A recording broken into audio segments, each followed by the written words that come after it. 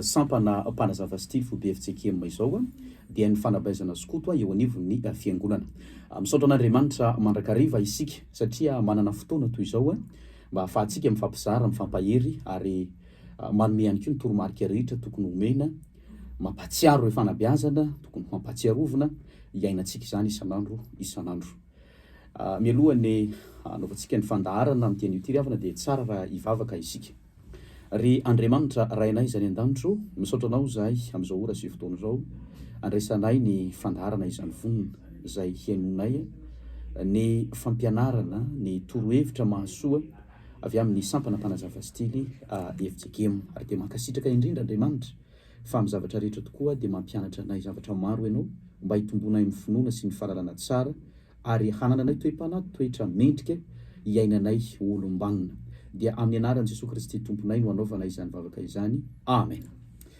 Manambahiny ry havana ny fandaharantsika amin'ity anio ty dia Andriamatoa Ramana Franck na iteko mandroso izay ekipa nasionaly eo anivon'ny foibe Tily eto Madagasikara, miandraikitra ny departementan'ny fifandraisana iraisam-pirenena. Miarabanao teko mandroso. Miarahaba atonia dia miarahaba ny mpanazava stily ny tokantrano any manjo izao fandaharan'izao dia misaotra ny radio fahazavana mampiantrano. Arak'izany dia mba ho mariky ny fifandraisan-tanantsika misy hira anankiray hira Tily mitondra ny lohateny hoe matoky hatramin'ny fahafatesana dia arahantsika izany hira izany. Arak'izany tononkira izany tokoa ry havana dia mampieritreritra ny hoe ahoana no hiazonanao ny finoana, ahoana no hiazonanao ilay fanekena izay nataonao teo anatrehan'Andriamanitra, na teo anatrehan'ny fikambanana, na teo anatrehan'ny olona. Dia misaotra an'Andriamanitra mandrakariva isika fa miavaka ny fanabeazana skotisma. Ny fanabeazana eo anivon'ny skoto zany dia mitahiry ny olona anankiray mba olona vonona, mandray andraikitra ary indrindra ho vavolombelon'i finoana izay ekeny. Ny finoantsika kristianina dia Jesosy Kristy. Ho vavolombelon'i Jesosy Kristy, olom-pirenena vanona ary hoandra ny Fianakaviana. Hiasa ho an-tanindrazana sy ny namany. Amin'ny fotoana rehetra dia ho tsinjo mandrakariva eny amin'ny skoto rehetra, na izany beazina, na mpanabe, na mpitantana, niza mahatsiaro fa nandalo skoto ilay tokony iainana mandrakariva ny fanabeazana izay noraisina. Manana fanontaniana roa isika ho apetraka amin'ny vahiny amin'ity anio ty. Ny voalohany dia izao ny hoe manoloana izao fotoana sarotra izao, manoloana izao fotoana sarotra izao, ao anatin'ilay valan'aretina COVID-19 moa zany isika, fa misy fiantraikany betsaka amin'ny lafiny rehetra izany na ara-panabeazana, na ara-piariana zany hoe ny ara-toe-karena, na ny ara-politika, ny ara-fiaraha-monina, ny ara-sosialy zany. Tena misy fiantraikany ny zava-misy ankehitriny amin'ny sehatra rehetra, ny ara-panahy koa aza, ny ara-pivavahana zany.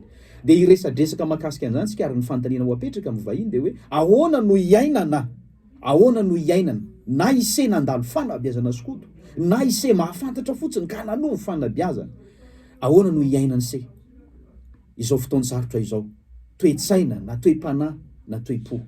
Ary ny fanontaniana faharoa izay apetrakantsika amin'ny vahintsika dia ny hoe ise ve velona mba hamelona ny hafa, inona no antom-pisiny se? Satria zava-misy mantsy ankehitriny dia fantatsika tokoa fa toa samy miazakazaka miany tenany ny tsirairay avy hoe zah velona fa ny hafa manahoana.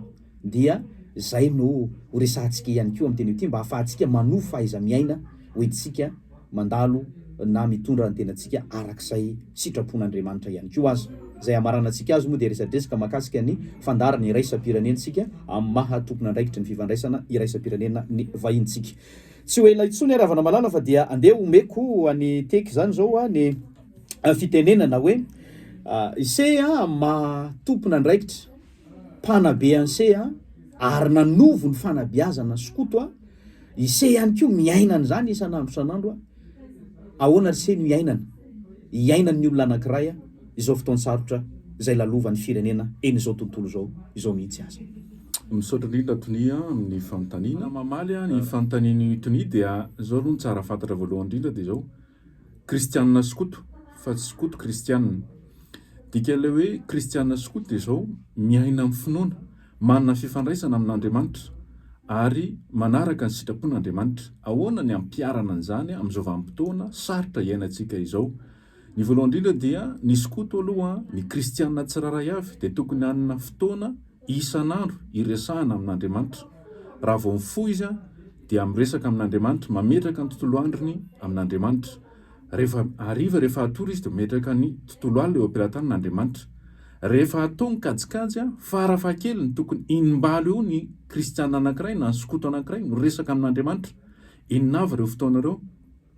Mifoha, matory, misakafo intelo, rehefa mivoaka ny tokantrano dia hamonjy ny asa mandrarana ny fianarana, dia mametraka ny dia, raha hiakatra ao anaty bus na hitondra fiara na hitondra moto dia mametraka eo ampelantanin'Andriamanitra. Rehefa atambatra ireo, inimbaly farafahakeliny. Ary amin'ny mpikamana antsika eo anatin'ny FFKM ary ny tondrozotra, ny fanentanana nataon'ny filohan'ny FJKM dia misy ilay fiarahantsika amin'ny ombavaka amin'ny valoalina iny ny fambaliny iny. Ireo zany ny fotoana iresantsika amin'Andriamanitra. Ary rehefa miresaka amin'Andriamanitra tsika dia tsy voatery lava be ny resaka, fa teny tsotra fotsiny hoe Andriamanitra, tantany ny dianay, tantany ny ankonanay, tantany ny firenenay, tantany izao fiaraha-monina misy anay izao. Zay le vavaka tsotra iresahana amin'Andriamanitra. Tadio fa fifankazarana teo amin'Andriamanitra sy Davida no nafahana nanangana ny tempoly, nandran'Andriamanitra, ny safidian'Andriamanitra ny Davida. Dia tsy hiditra fampianarana soratra masina tsika fa fitariana zay anankiray. Fa amin'ny mahaskoto antsika dia izao, tsika nanao fanekena, hanompo an'Andriamanitra, hiasa ao an-tany ramina sy ny namana ary noho ny lalàna. Ireo zany ny fanekena nataontsika, ireo ny fototra ijoroan'ny ny skotisma iraisam-pirenena. Zany hoe itsika skoto izay kristianina zany dia efa notendren'Andriamanitra, no safidian'Andriamanitra aloha voalohany indrindra tsika, tsy vita amin'ny fanomponan'Andriamanitra fotsiny fa hijery manokana ny fiaraha-monina sy ny firenena misy antsika izay miainga eo amin'ny Fianakaviana zany. Zany hoe itsika zany tsy mandeha irery fa mijery ny hafa. Zay le nampianarana antsika hoe ny fiainam-bondrona, tsy misy mandeha irery zany fa ny fiainam-bondrona. Zany hoe raha manao zavatra zany tsika dia mitsinjo ny hafa mandrakariva. Araka ny tenin'ny fantany apetrako tony teo moa dia hoe toa samy mandeha samy mitady ny fiaraha-monina misy ankehitriny. Tena hita ary marina zany satria le fitaizam-panahy ataontsika dia ho an'ny tena fotsiny fa tsy ho an'ny hafa. Fa raha sokafantsika ho an'ny hafa na mitsinjo ny hafa ilay fitaizam-panahy ataontsika dia mandeha tsy terena fa vita ho azy ny mitsinjo, vitan'ny kristianina ho azy ny mitsinjo ny hafa zany. Ohatra antsika zao rehefa mandeha milasy, enina amin'ny rahalahy, valo amin'ny rahalahy tsika ao anatin'ny sokajy anankiray, na ao anatin'ny enina anankiray moa araka ny maha enina anazy zay na any amin'ny mpanazava, dia tadio zay fa tsy misy mandeha samy izany fa ny lohan-tsokajy na sonodon-tsokajy mandrindra ny fiainana dia tratra ny tanjona anankiray. Ohatra hoe raha tonga ao an-dasy tsika dia apetraka ilay manangana ny vala, manangana ny toerana fidiovana, manangana ny toerana fisakafoanana, baiko anankiray, toromarika anankiray, fa ny tanjona dia raha ihany dia hoe mandavirary ny fiainam-bondrona ao anatin'ny valan-tsokajy. Ka rehefa isika samitsika zany no mandray ny andraikitra, zay leo anatin'ny fiaraha-monina, mifampitsinjo dia tratra ny tanjona napetraka. Na io ho an'ny Fianakaviana hoe inona ny tanjona napetraka dada sy neny ho an'ny fiainam-pianakaviana, inona ny tanjona napetraka ny ray aman-dreny tandra sy ny birao fiangonana ho an'ny fiainam-piangonana, inona ny tanjona napetraka ny mpitondra eo amin'ny fiaraha-monina ahafahana manatsara ny fiaraha-monina. Ao anatin'ny vanim-potoana sarotsika zao ho fesoroana fiadiana amin'ny aretina Covid-19 dia misy ny fepetrapetraky ny ministera amin'ny fahasalamana dia arahantsika ireny satria ifampitsinjova ny rehetra ao anatin'ny fiaraha-monina ireny. Raha ny tenen'ny tony teo dia hoe samy mandeha samy tady tsy mifampijery intsony ny rehetra. Ny zavatra anankiray tsy ampy na tsy omentsika lanja ao anatin'ny fiaraha-monina malagasy ankehitriny dia ilay hoe mahatoky. Lasa nataontsika anjorom-bala io teny hoe mahatoky io. Hany ka tsy mitsinjo afa-tsy ny tena ny tsiraray avy. Satria ao anatin'ilay mahatoky manko raha ho antsika skoto zao dia hoe manohy ny lalàna. Ny lalàntsika dia hoe tokanteny mahatoky, vonona sy ny namana, hatrany ilay mira sy mitsika raha sendra ny satro. Zany hoe misy fitaizana zany, misy fitsinjovana ny hafa zany ao anatin'ilay teny hoe mahatoky io. Hitantsika zao amin'izao vanim-potoana iainantsika izao fa mandeha le risoriso, izay mahafantatra olona ihany ny tafita, dia izay manam-bola ihany ny afaka mivelona sy miaina araka ny tokony ho izy. kanefa rehefa mifampitsonjysika ao anatin'ilay fifampitokisana dia tadidio fa ny fiaraha-monina no miara-misonjotra ary miara-mivoatra ao anatin'izay. Ho an'ny ny sotoavana malagasy dia misy ilay atao hoe trano be iombonana. Dia ny severy ny tranontsika anankiray fa mba ahafahantsika miaina, mivelona, misitraka n'io trano be iombonana io dia tsy maintsy manatsara ny ati-trano sy ny ivelan'ny tranontsika. Manana andraikitra ny tsiraray avy fa tsy samy mandeha, samy mitady. Zay angamba no zava-dehibe tokony mendanja eo fiaraha-monina dia hoe ny kristianina aloha voalohany indrindra dia mana fifandraisana amin'Andriamanitra ary mizara an'izay fahasoavana ny men'Andriamanitra izay amin'ny fiainany sy izy rehetra aleny fa tsy hoe amin'ny tenany ihany.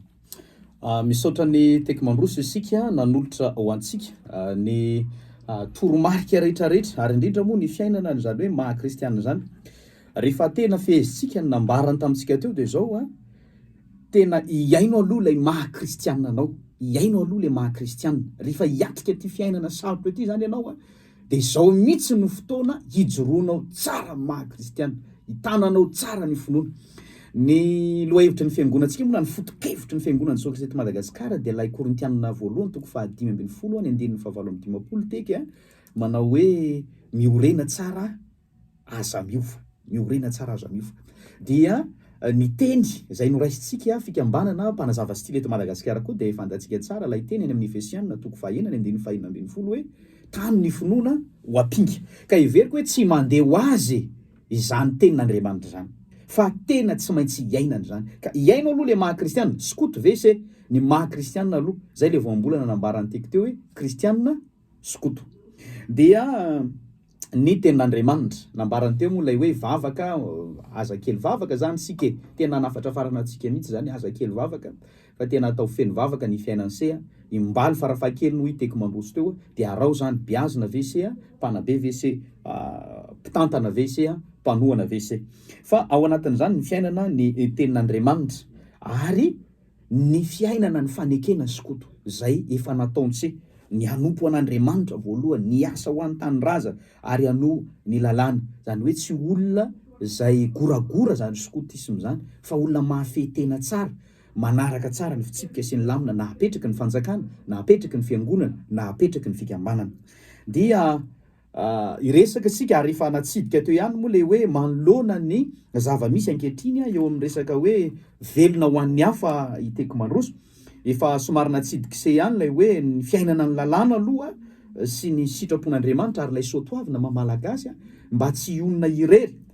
Fa amin'izao fotoana izao tokoa ane teky dia tena mampalahelo ny zava-misy indraindray mampalahelo ny zava-misy ohatra zao hoe ny hitanay aloha zany ny hitako dia eny an-tsena eny ny vidin-javatra miakatra dodôly. Tsaroko tsara zao moa tamin'ny heritaona vao nisy an'ilay hoe voasaro-makirana sakamalao, voasaro-makirana iray ve vidinao 2,000 teky. Zany zavatra nisy tamin'ny fotoana zany ary amin'izao fotoana izao aza moa dia fantatsika hoe misy fanararotana na amin'ny vidina sakafo hohanina toy ny vary sy ny menaka sy ny sisa, fa etsy an-daniny koa raha misy olona mahazo zavatra anankiray ka ifampitadiavana iny na hoe tadiavana mety mahasoty ohatra hoe reny remedy samihafa reny, ohatra hoe fanafody na ohatra, dia misy fanararotana be dia be amin'ny sehatra samihafa. Ankoatra ny fanararotana ara-bola aza dia misy mihitsy ny resaka osoka sy lainga mifafy eo amin'ny fiaraha-monina. Ahoana re no hiatrehana an'izany zavatra zany ary indrindrandrindra ahoana ny ahatonga antsika, ahoana ny ahatonga ny olona anankiray tsy ho velona ho an'ny tenany fotsiny fa mba ho velona koa ho an'ny hafa. Zany hoe tsy ilay fitiavan-tena no manjaka hoe zaho ihany ny tiako ho velona, fa mba velona koa aho dia mba mikarakara sy mamelona ny hafa. Dia omeko ansainy fitenenana misaotra tompoko. Misaotra Tony. Eto dia manasa ny skoto rehetrarehetra na lahy na vavy ampiaina ilay atao hoe fiainam-bondrona. Inona no atao hoe fiainam-bondrona? Fifampitsinjovana, fiaraha-mientana, firahalahiana, firaisan-kina, ahatrarana ny tanjona anankiray. Ka io toe-tsaina skoto io na fotom-panabeazana skoto io dia tsy rehefa manao fanamiana ihany tsika vao mampiatra na manatanteraka an'izy io, fa mandritry ny fiainantsika ray manontolo mihitsy satria tadidio fa zao nanao fanekena teo anatrehan'Andriamanitra se ary teo anatrehan'ireo mpiray-sokajy amin'se rehefa hanompo an'Andriamanitra. Olona mpanompon'Andriamanitra zany dia voalohany indrindra no safidiana satria olona mahatoky. Isesany tokony mahatoky foana amin'ny androm-piainana rehetra fa tsy hoe rehefa manao fanamiana ihany. Raha izay anankiray. Fa ny faharoa manarak'izay dia zao itsika skoto koa dia zao eto amin'ny fiaraha-monina le sotoavina ny beazana atsika, le hoe fiainam-bondrona, fampitsinjovana, fiaraha-mientana. Fa rehefa zay afatra izay no tafitatsika skoto manomboka 1 taona ka hatramin'ny 5 taona, dia misy fahazavana kely mihiratra eo amin'ny fiaraha-monina malagasy misy atsika ankehitriny. Fa ny olana dia zao, itsika kristianina tsy mahasahy, itsika skoto tsy mahasahy mitondra n'le fahasotoavina na ny fahendrenana n'olom-beazantsika tao anatin'ny skotisma, fa tazontsika ao anatin'ny rindrina sy ao anatin'ny fiainatsokajy sy ao anatin'ny fiainam-bondrona, eo ohatry ny faritany, eo anivon'ny fivodronana izy. Fa eto mivelatra ivoaka ny fiaraha-monina misy atsika le izy.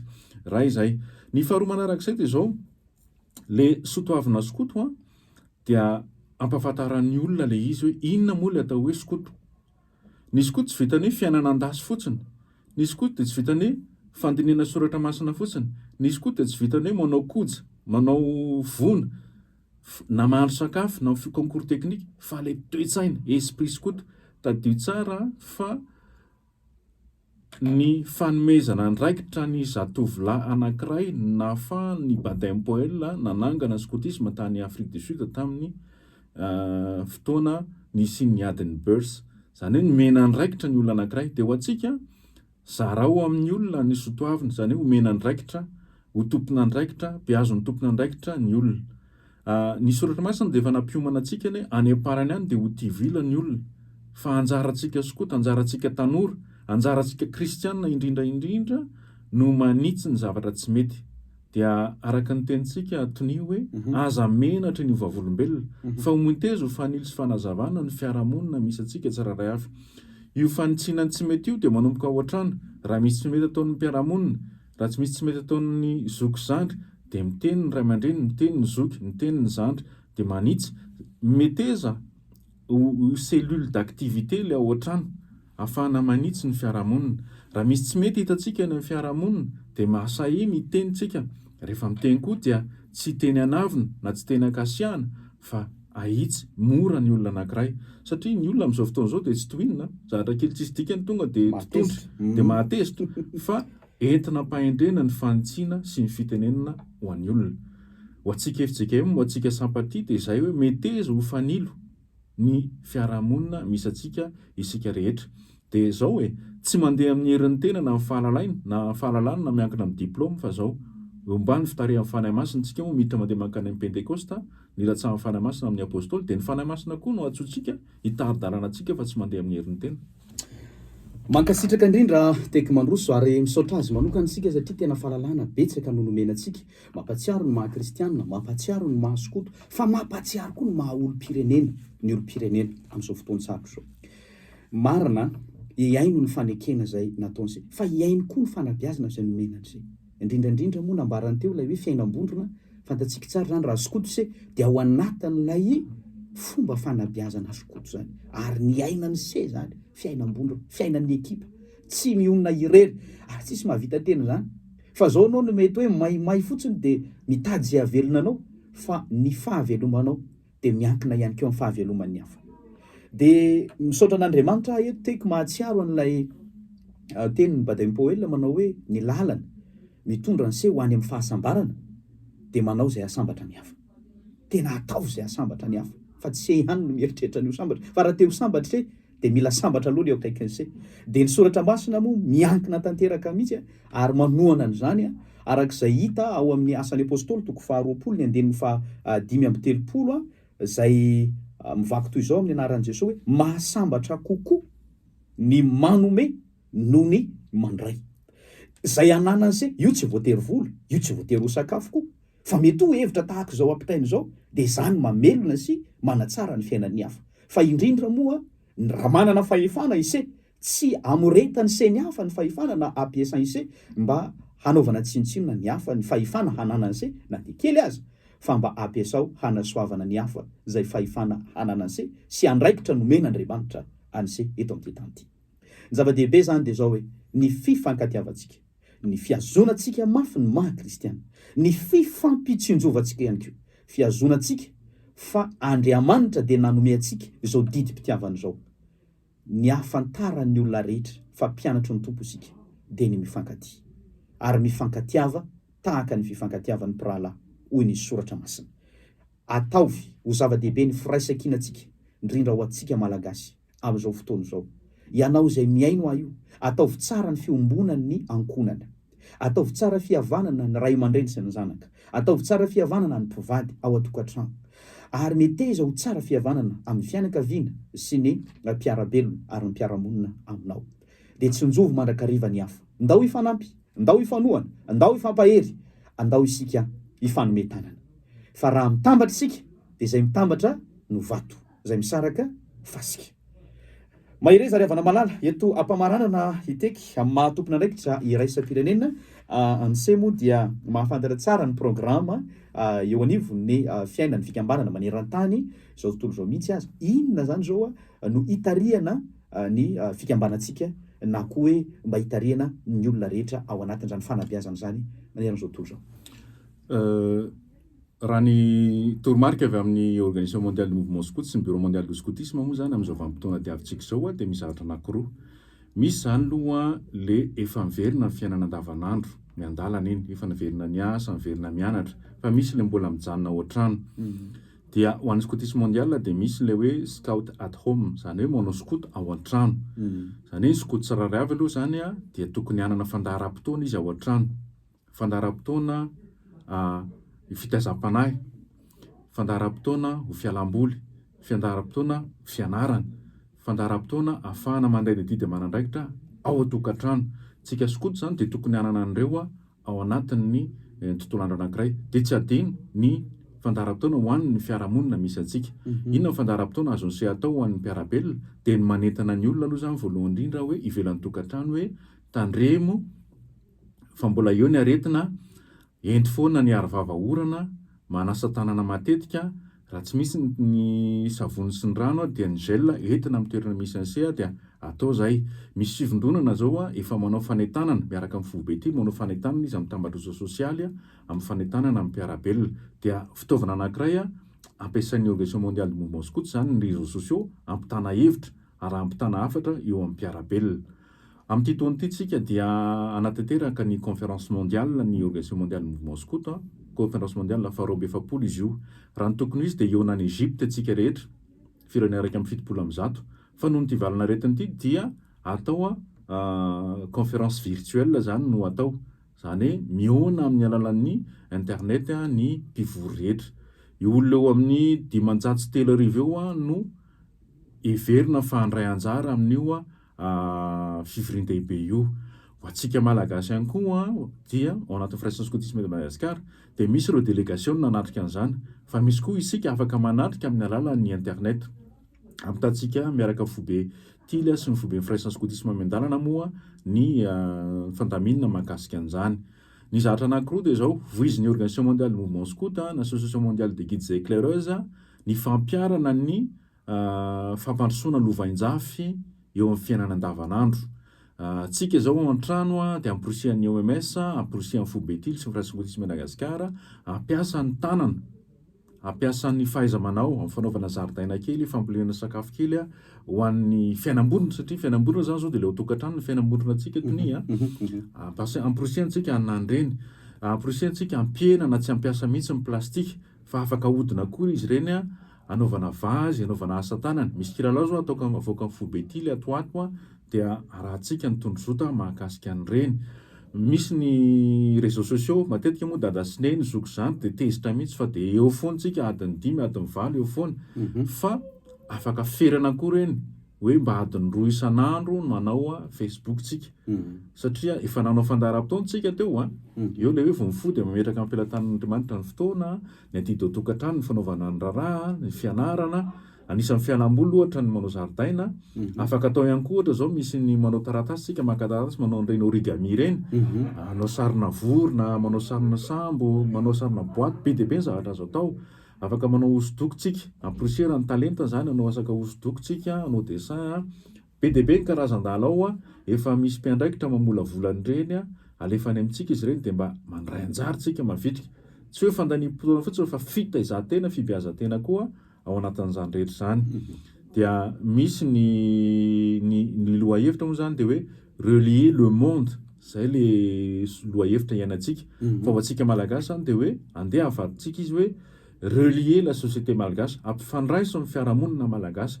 Zay no azo iverantsika anao anazy zany dia le ianao le mampifandray io dia ianao le kristianina, ianao le kristianina skoto mampifandray ny fiaraha-monina malagasy, manisy ny tsy mety ary mitondra fahazavana ao anatin'izay tsy mety zay mba ahitany solodalina lehany rehetra zany ao anatin'izay.